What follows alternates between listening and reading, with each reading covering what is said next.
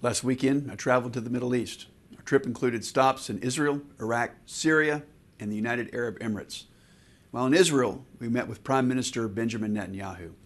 We discussed hostage negotiations, military operations in Gaza, and combating anti-Semitism around the world.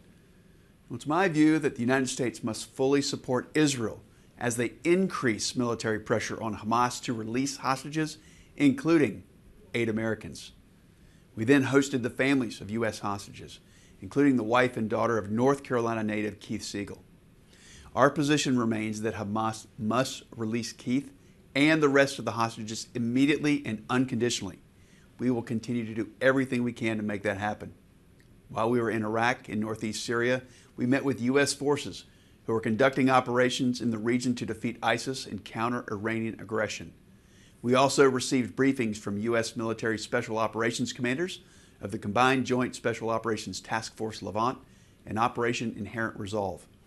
The message from these briefings was clear. The world needs strong U.S. leadership.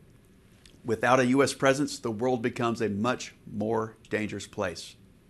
One of the thrills of the trip was meeting and dining with U.S. service members who are deployed to the region, many of whom are from North Carolina. I made a special note of spending time with F-15E pilots from Seymour Johnson Air Force Base who are in the UAE. I always come away from these interactions with a tremendous sense of gratitude, respect, and patriotism. The bravery and valor of these men and women is what makes our nation strong and free. I come away from this trip with a renewed commitment to bring the American hostages home, support our friend and ally Israel, and provide our military with the resources and authorities they need to keep us safe for generations to come. My overall takeaway from this trip: in order to keep our nation and our citizens safe, we must lead with American strength. Thanks for watching.